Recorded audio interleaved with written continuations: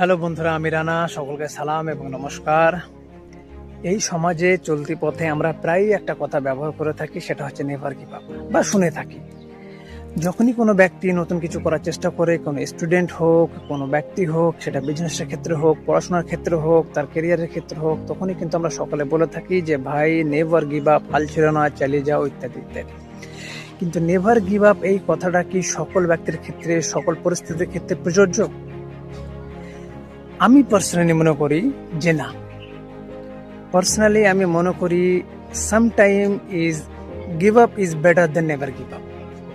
মানে কিছু ক্ষেত্রে বা কিছু পরিস্থিতির ক্ষেত্রে হাল ছেড়ে দেওয়াটাই হচ্ছে শ্রেয়। স্পেশালি এসব জিনিসগুলো ফেস করতে হয় মধ্যবিত্ত শ্রেণীর মানুষদের বা স্টুডেন্টদের বা স্ট্রাগলারদের, যারা যেরকম আছে না, স্পেশালি মধ্যবিত্ত।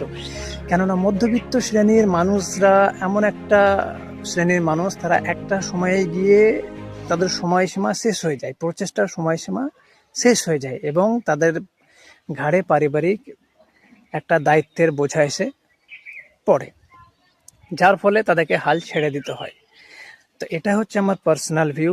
আপনারাও যদি মনে করেন যে কিছু ক্ষেত্রে হাল ছেড়ে দেওয়াটাই শ্রেয়, তবে কমেন্টে জানাবেন।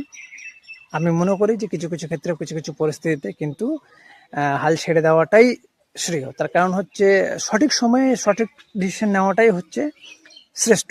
যেমন তো রণবীর কাপুরের ইয়ে জাবানি হ্যাঁ দিওয়ানি মুভিতে একটা ডায়লগ আছে, যে বা একটা লাইন আছে, যেটা মোটিভেশনালও লাইন বলা যেতে পারে, বা সঠিক সময়ে সঠিক ডিসিশন নিতে হবে, এটাই যে कहीं पहुंचने के लिए कहीं से निकलना ज़रूरी होता है, सही टाइम पे कट लेना चाहिए। তো সঠিক সময়ে সঠিক ডিসিশনটা নেওয়াই হচ্ছে শ্রেয়। এই জন্য আমি মনে করি যে কিছু কিছু ক্ষেত্রে হাল ছেড়ে দেওয়াটাই হচ্ছে শ্রেষ্ঠ, হাল ধরে রাখাটাই হচ্ছে বোকামি। তো আপনারা কি মনে করেন? আপনারা কমেন্টে জানান।